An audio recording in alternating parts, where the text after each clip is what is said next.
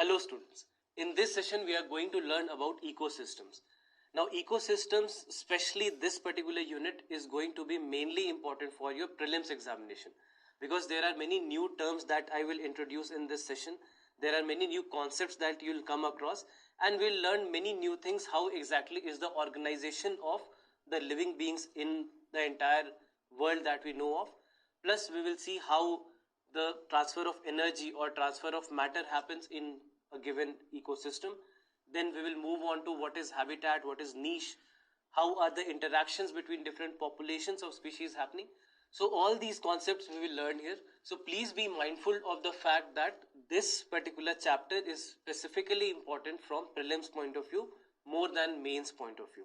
So let's start with the very first topic that we have, and that is level of organization.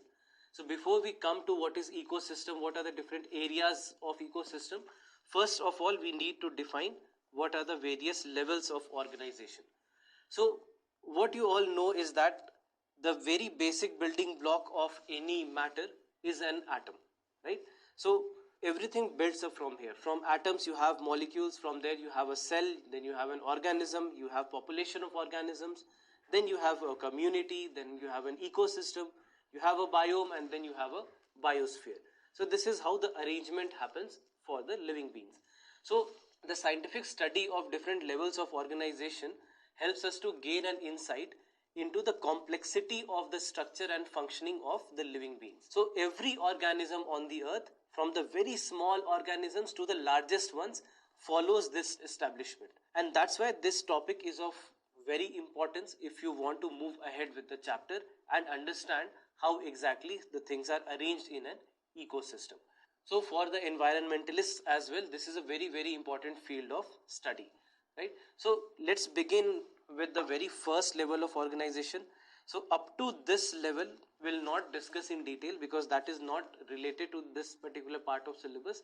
We will start our discussion from this very point. Now, as you all know, life on earth is very complex. You start with unicellular organisms and you go into very complex multicellular organisms. And each and every organism in this ecosystem has its own role to play. And in the process of development, the body systems and the mechanisms from these individuals have also started to become specialized. For some cases, it has become very specialized. Even that is not very great for an individual. And being very general is also not very great for the individual. We'll come to all these concepts. We'll see how being highly specialized also is a very grave problem for an organism, and being generalized is also a problem for individuals. So starting with the levels of organizations, that we said that we have atoms at the very first level, then you have molecules, cell, organisms. Although if you want, you can start inserting cell systems or something called as tissues here, right? And these tissues will lead to organs may lead to organ systems, and from organ systems you may have an individual. From an organism you have population, community, ecosystem.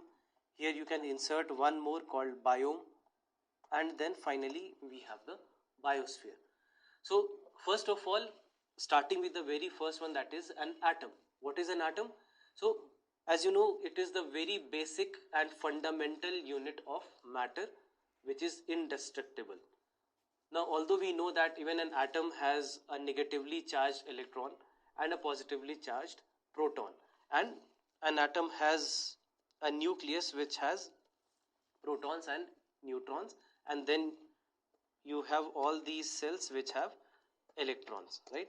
So this is the very basic building block of matter, and from there we build on. Then you have molecules, right? So what is a molecule? Molecule is a set of atoms. In very simple terms, it is a set of atoms. So it is the second level of organization. So a formation of chemical bonds between two or more atoms leads to the formation of a molecule. So it is one of the most fundamental and stable component of the matter. So atoms cannot exist individually, they always combine to form a molecule, and this is how molecules come into existence. Then after that you have a cell, and even if we want here we can insert another level which is called as an organelle. So what are organelles? You may know about the parts of cells, right? You have something called as a nucleus. You have cell membrane. You might have heard about mitochondria. So all these are nothing but organelles. So then the next level of organization is a cell. So cell basically is considered to be the basic unit or basic building block of life. It is bound by a cell membrane and possesses a nucleus, as we discussed, which acts like the brain of the cell. So what is cell? Cell can be called as the structural and functional unit of life. So this is what a cell is. After the cells, these cells come together and they form a tissue. Tissues come together and they form organs. So for example, you talk about heart, right? So what is heart? Heart is nothing but an organ. Then organs together will form an organ system, which in totality will form an individual or something which is known as an organism. So this is the level of organization until which you may say that this is the part of biology, right? These are the areas that we discuss as a part of biology. And then after this particular level, once you start with population, this is where the levels of organization is related to the parts that we have to study as a part of environment and ecology. So first of all, what is population? So what is population? You can say that it is a term which is used in reference to a group of organisms which belong to the same species. So I can write it as group of organisms that belong to the same species. So this is the first level in the ecosystem. So they undergo interbreeding, they can share food, they can share space. Population of a particular species indicates a very close interaction between its organisms.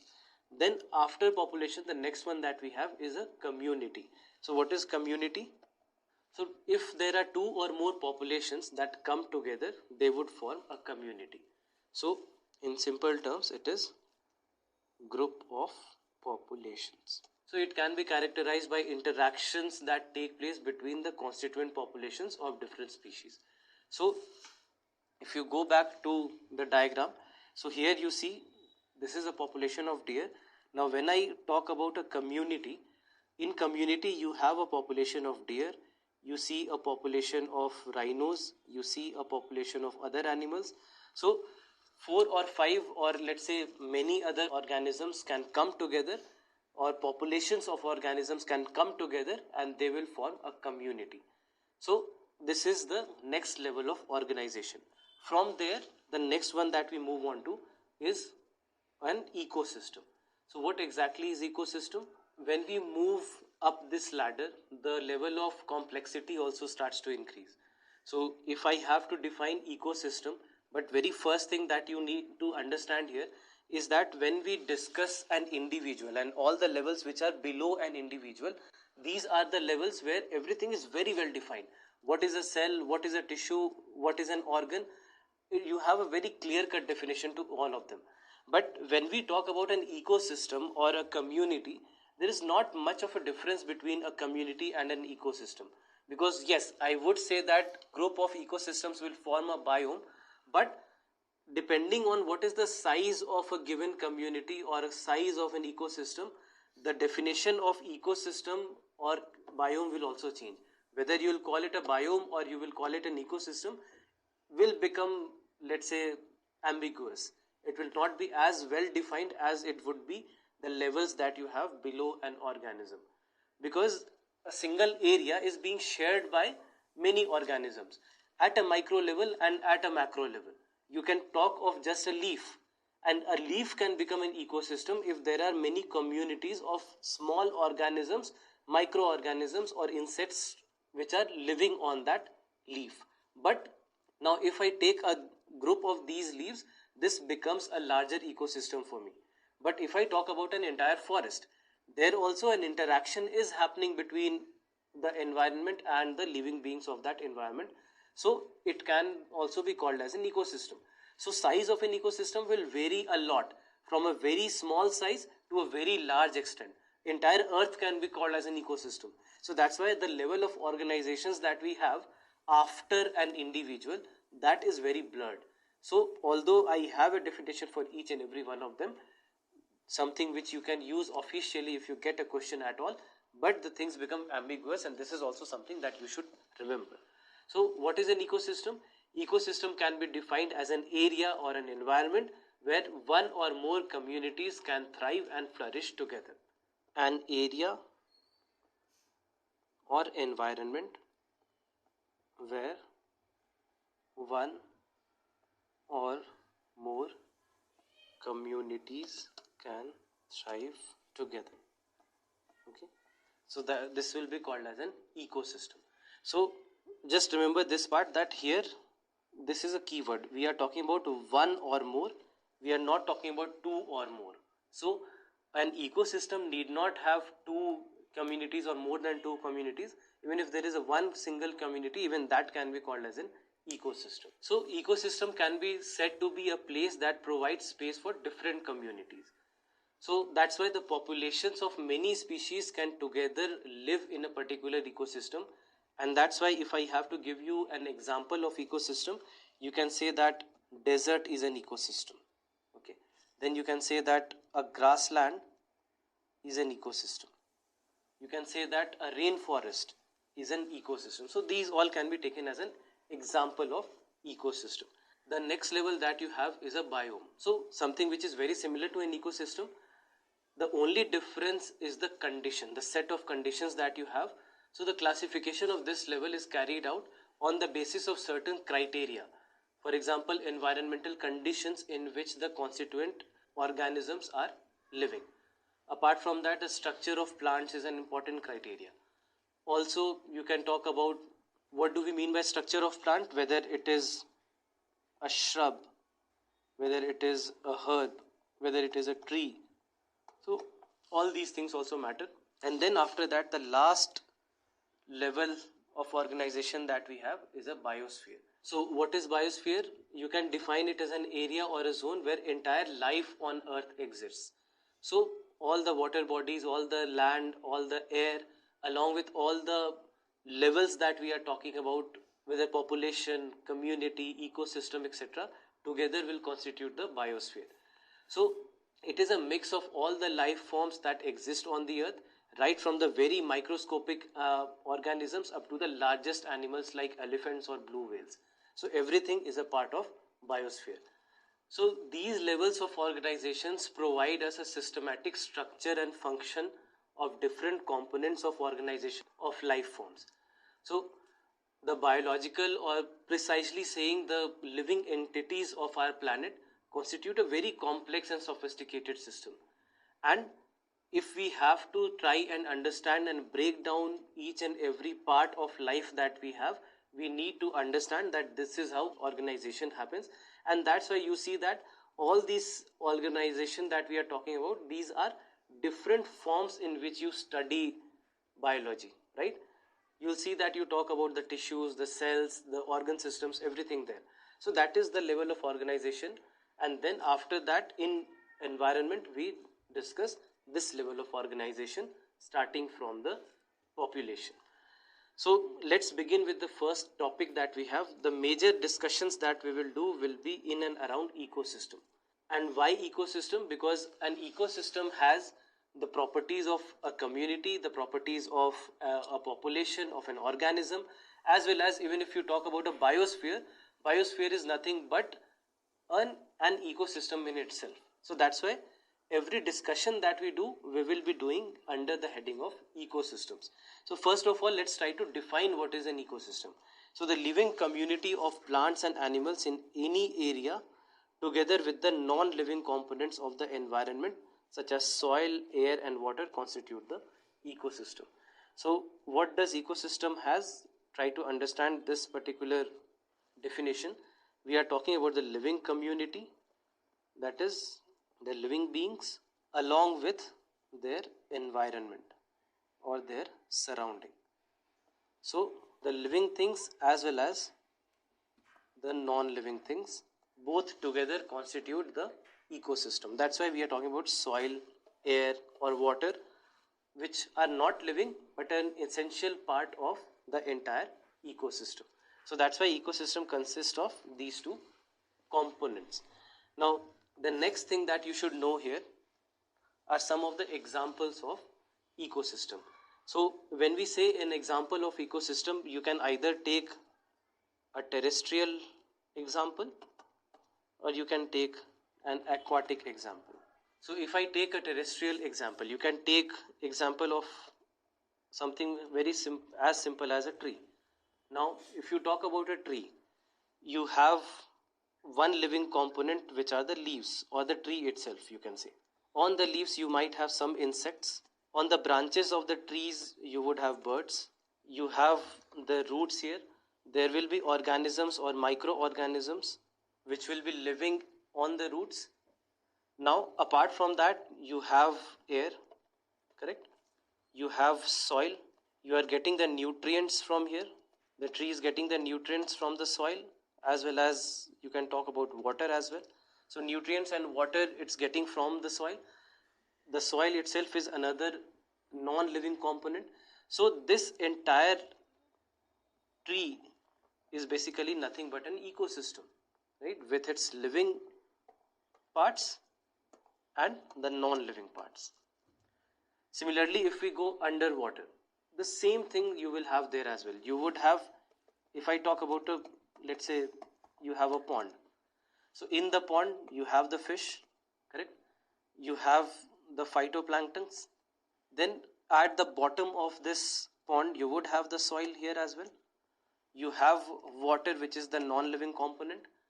And you have other organisms which are dependent on each other for their survival. So this becomes another kind of ecosystem. So it can be terrestrial, it can be aquatic, it can be in the air as well. So this is how we define ecosystem. Now let's discuss something that we have broadly discussed, that is the scale of ecological study. There is a problem with any attempt to take ecological approach to the biosphere as a whole. It is so incredibly complicated and diverse that it is very difficult to know where to begin. The number of living and non-living components that defies description, and the number of possible interactions that we have, that is also very difficult to understand and try to jot down. So that's why there is a problem of scale.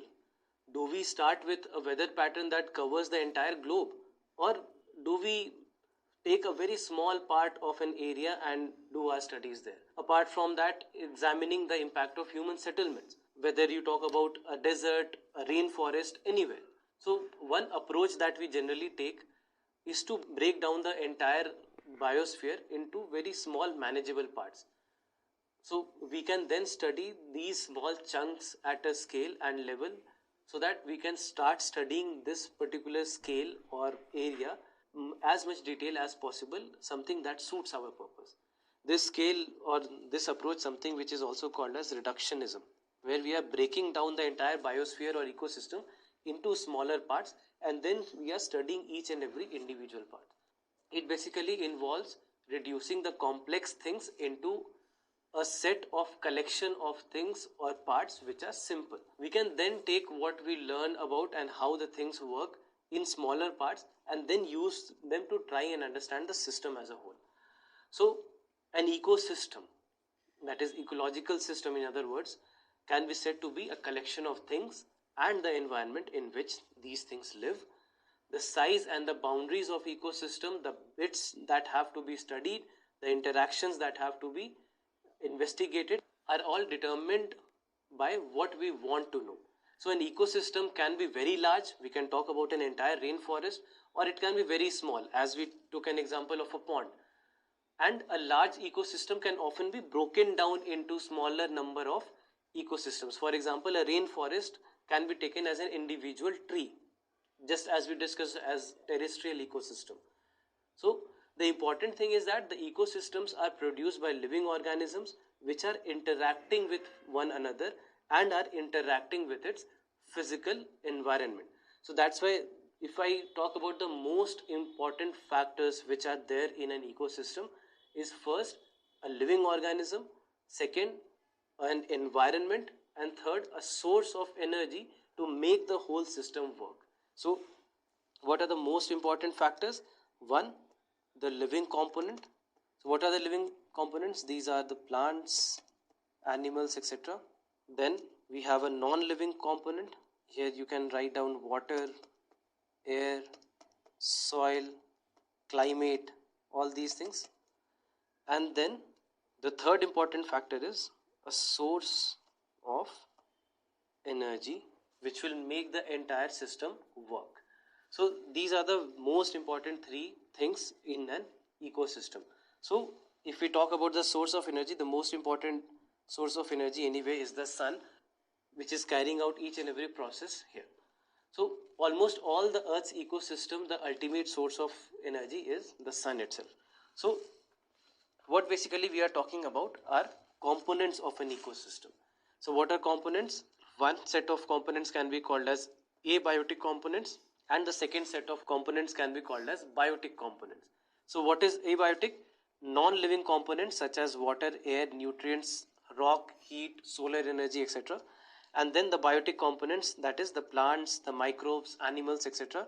Biotic factors also include dead organisms, dead parts of organisms, and the waste produced by the organism. So please remember, if at all you get a question in the prelims examination, which of the following constitute the biotic parts of an ecosystem, and probably they'll give you options like this: plants, animals, wastes from animals, or dead organisms. So if they give you this and then they give you four options like this, so please remember the option would be all of the above. So we are just not talking about the living plants and animals, we are also talking about the dead ones as well as the waste that are generated by them. So these are the two types of, or two components of ecosystem, one being biotic and the other one being abiotic.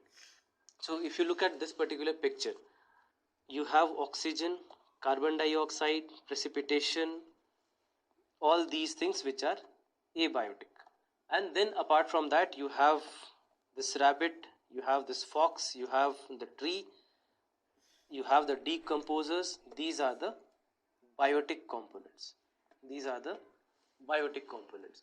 So this is how, and that's why this together can be called as an ecosystem. So I know I'm repeating myself again and again, but this is for your understanding. So if you have understood this well, let's move on to the abiotic factors. So what are the major abiotic factors and what kind of effect they have on the biotic components? So the first major abiotic component is the temperature. So temperature is the most ecological relevant environmental factor. The levels of thermal tolerance of different species determine to a large extent their geographical distribution. And so that's why temperature is the most important ecologically relevant environmental factor. Now we all are aware that the average temperature on land, that varies seasonally.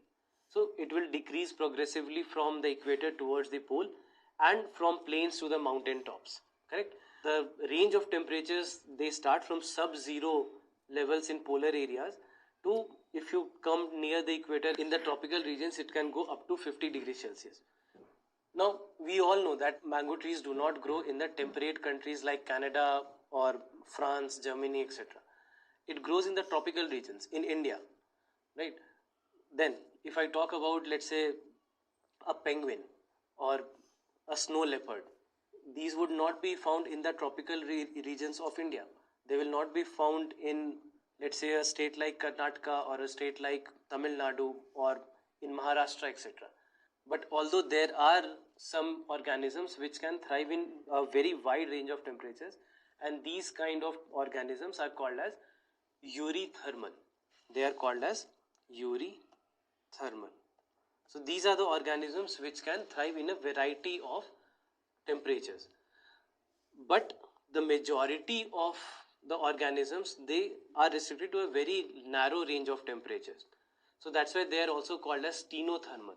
They are called as stenothermal, because they can thrive only in a very narrow set of temperatures.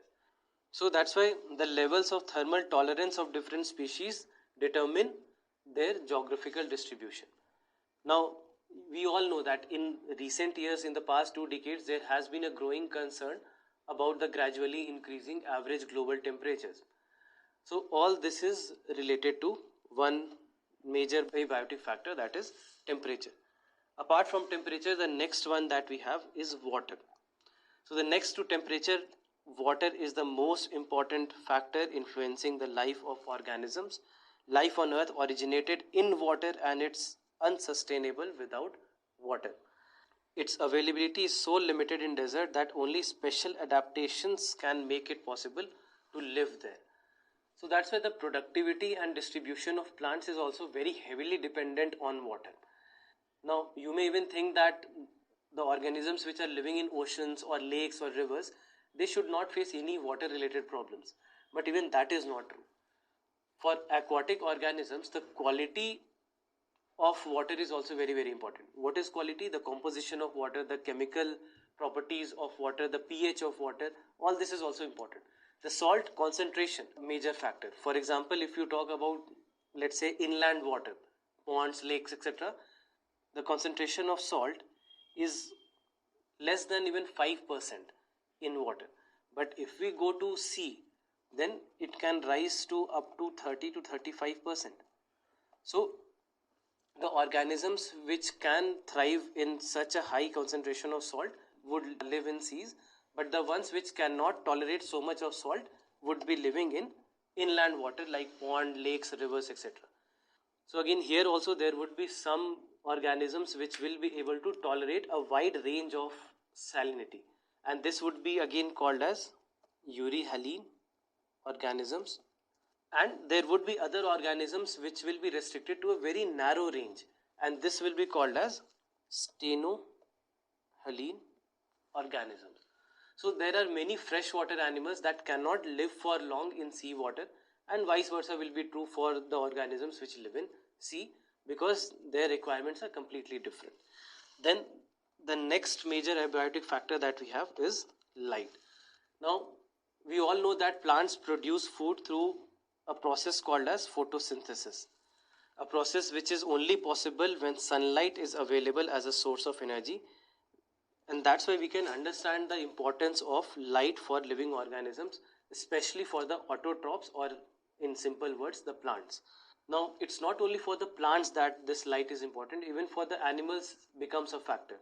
For example, the seasonal variation that happens in light intensity or light duration, that also is something which is important for many of the animals, and that becomes a factor in their migratory activities, that becomes a factor in their reproductive activities. So all these processes of an organism also gets affected by the amount of light or the periods for which the light is available for them. Now the availability of light on land is also closely related with that of temperature, since the sun is the main source for both.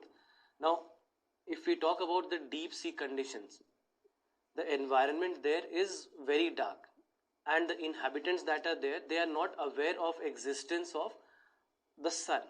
So these kind of organisms, they have a completely different way in which they survive in such a condition. Now one thing, as we are talking about the sun being a source of light, in the deep sea areas, in the deep sea regions, you don't have any sunlight, right? So what kind of organisms can survive when it comes to deep sea regions? Or let's try to have a look at some of the requirements that you would have if you want to survive in the deep sea areas. So first of all, since there is an absence of light, there is a process called as bioluminescence, process by which the organisms which are living in these kind of conditions, they produce their own light. And since they produce their own light, it is possible for them to now produce their own food. Another thing, if you try to notice, is the fact that most of these animals, most of these organisms which are living in the deep sea regions, obviously the availability of food is very less, it's very scarce. So since the amount of food which is available for them is very less, they have to be smaller in size, because by being smaller in size, they'll need lesser food. So if they are small in size, it would mean that they need less food, and since they need less food, this is how they would be able to survive. So these are some of the things that they would do there so that they are able to survive in such conditions also. Another factor is pressure, right? Pressure is very high when you go deep sea. So since pressure is very high, there are certain mechanisms how the blood would be pumped, etc., which will take care of the fact that this pressure also can be negated. So all these kind of things will be there, will be present in the organisms which are living in these conditions. Now, one more question that can be formed with respect to light itself is, if let's say UPSC wants to ask you that if you have three kinds of algae, red, green, or let's say blue, green, and brown, which of the following algae would be found in the deep seas? So here the answer basically is also related to light, because when we talk about light, or the white light as we say, you know that it is made of 7 colors, and the blue or green part of the spectrum, this basically has a shorter wavelength, and since the wavelength is small, that means that it would be able to penetrate more, and since it would be able to penetrate more, it will be able to go deeper.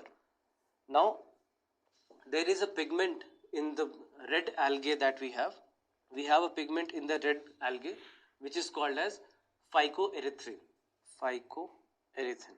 So now this pigment basically is able to absorb the green and blue part of the spectrum, and that's why, since it is able to absorb these parts of the spectrum, that's why it appears red in color. So if at all the question comes, or if at all you get asked these kind of questions, you know that the answer would be red, and this would be mainly because of this very reason. Now another abiotic factor that we need to talk about is soil. Now we have discussed water, we have discussed light. The third factor that we need to discuss is soil. So first of all, the nature and properties of soil in different places vary. It is dependent on the climate, the weathering process, whether soil is transported or sedimentary, or how soil development occur. So depending on all these factors, the nature of soil is also different. Moreover, various characteristics of the soil such as soil composition, grain size, and aggregation determine the percolation and water holding capacity of soil. So basically all these factors will determine what kind of soil is present. Apart from these, the characteristics such as pH or the mineral composition, topography of soil, up to a large extent they vary with area, and that's why you have different kinds of soil at different areas. Now soil also becomes a very major factor in determining what kind of vegetation or what kind of wildlife exists in a given area. Similarly, if I even talk about the aquatic environment, there the sediment characteristic is often determined. Similarly, if I talk about the aquatic environment, the sedimentary characteristic often defines what kind of animals or what kind of organisms would be able to survive there. So soil is another major factor that we have with respect to abiotic factors. Now that we have studied what are the various kinds of abiotic factors that we have, we also want to know what are the responses that we have to these abiotic factors, because many a times you have extreme conditions, you don't have the same condition all the time, and every organism tries to develop some kind of mechanism to look into this factor and trying to negate this factor. Now you may expect that by now all the organisms who have been living here for millions of years should have adapted to the conditions that prevail on the earth, but it is not so. And many a times, to negate the various factors which can be dangerous for the organism's survival, they have different kinds of mechanisms that enable them to survive these kind of conditions. So we'll look at all these kind of conditions one by one. For example, the very first kind of response to abiotic factors is to regulate. And regulate what? You can regulate temperature, you can regulate pressure. So by doing that, we are able to survive harsh conditions. So some organisms are able to maintain homeostasis. What is homeostasis? Homeostasis is basically the process by which an organism can maintain a constant internal environment despite harsh external condition. So this is called as homeostasis. So some organisms are able to maintain homeostasis by physiological or sometimes behavioral means, which ensures constant body temperature, constant osmotic concentration, etc. So this is how we would do that. Secondly, apart from that, if you talk about the birds and mammals, and a very few lower vertebrates and invertebrate species are able to maintain such regulation in their bodies. The example of humans. So what we do is our homeostasis is 37 degrees Celsius. So if it is not 37 degrees Celsius, let's say we are in an environment which is 45 degrees Celsius. In that case, we will start to sweat. And once we start to sweat, we bring down the temperature, we maintain this internal environment or homeostasis. Similarly, if the temperature is very low, in that case we start to shiver. Shivering is a kind of exercise which would produce heat and raises the body temperature.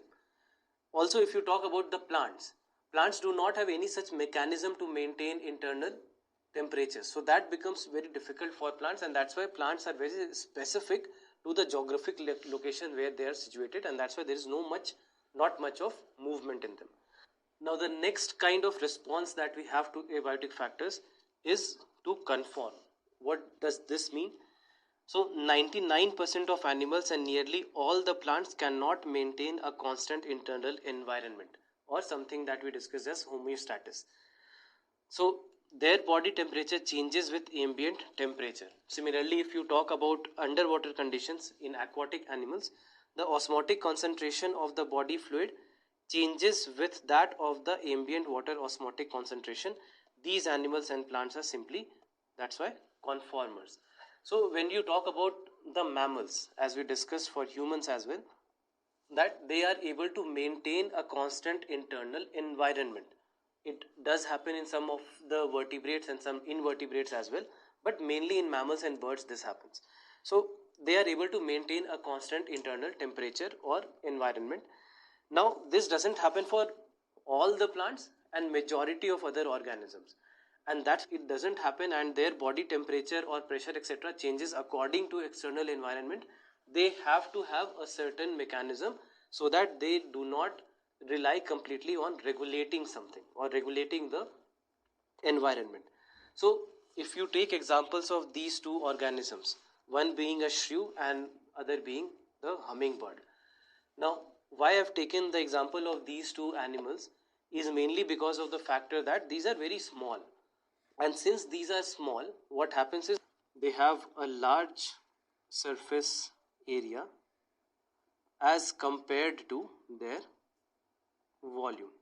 Now what will happen is, if these kind of organisms which have large surface area, they would tend to lose heat very quickly. They would lose heat quickly. Now let's say if I talk about a mosquito, and if you just try to observe, you do not see mosquitoes in the polar regions. You see mosquitoes in the temperate regions, not even in the temperate regions, mainly in the tropical regions. Why? Mainly because the temperature conditions that they have here is suitable for them.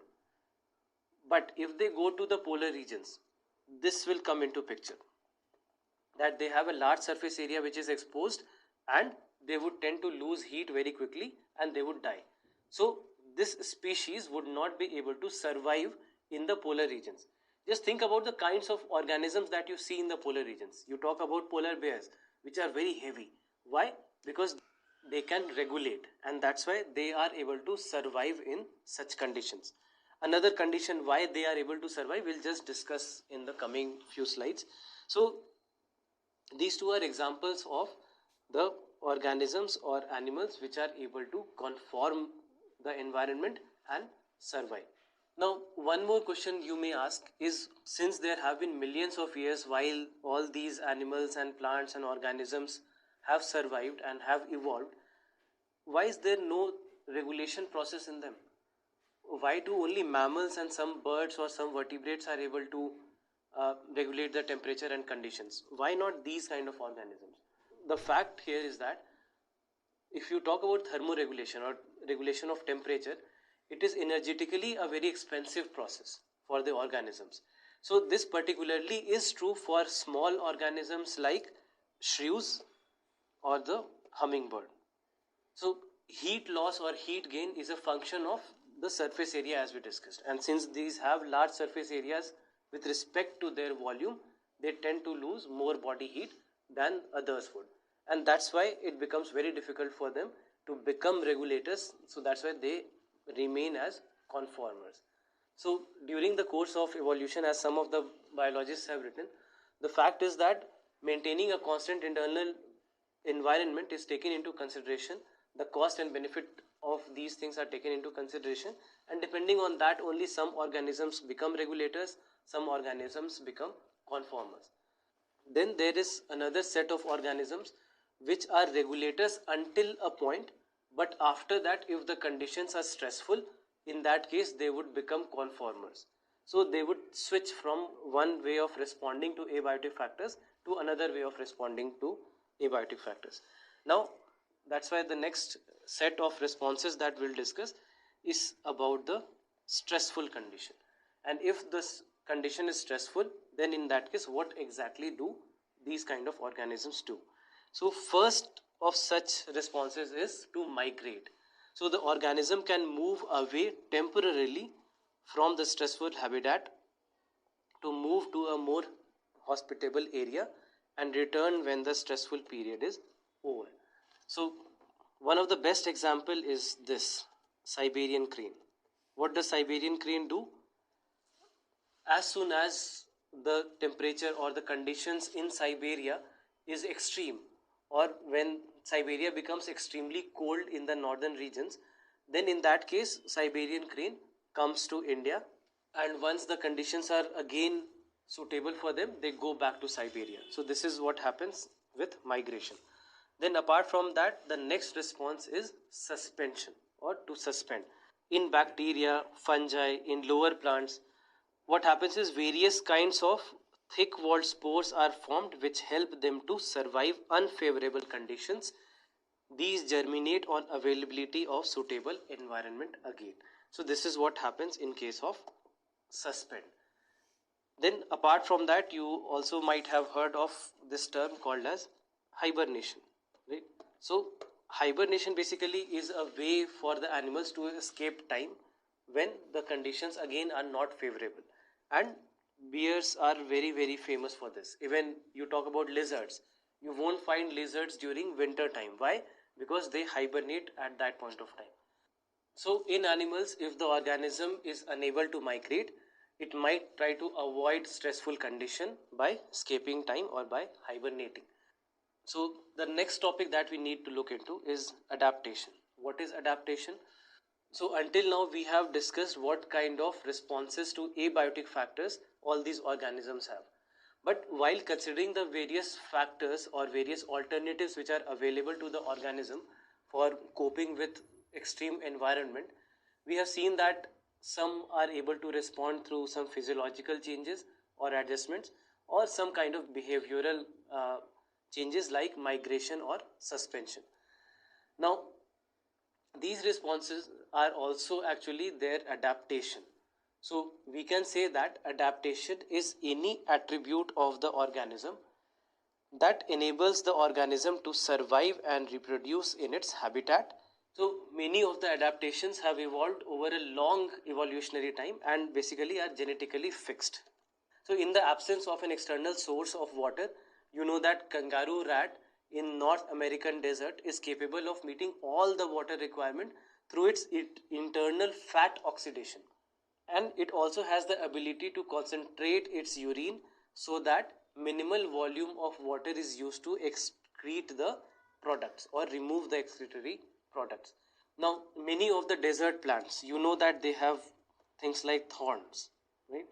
Or there is an absence of leaves, or sometimes you have smaller leaves. Why? Mainly to survive the harsh conditions that are there. If the leaf is big, then in that case the amount of transpiration that will happen, that will also be big, and since the transpiration amount is high, the loss of water will be high, and that's why these kind of plants will not be able to survive if the leaves are very large. So that's why this happens in desert plants.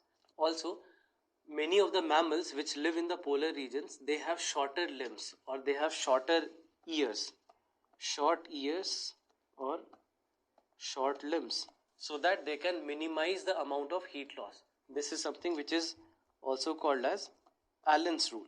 So again, if we talk about polar seas, the aquatic mammals that are there, like seal, you might have heard of this. So seals have a thick layer of fat below their skin that acts as an insulator, and that reduces the loss of body heat. Apart from seals, there are some organisms which possess adaptations that are physiological, which allow them to respond quickly to the stressful condition. Another example, if you have to take for, let's say, for humans only, if you go to a high altitude, if you are accustomed to living in a tropical area of India, and you go to a place like Manali or any place which has a very high altitude, initially it would not be very easy for you to accustom yourself to those kind of conditions. Why? Because the amount of oxygen which is available there is very low. Now, since the amount of oxygen which is available there is low, initially you may feel fatigued, you may feel nausea, etc. But over a period of time, what will happen is that your body will start to cope with this kind of condition by increasing the number of red blood cell. By increasing red blood cell count.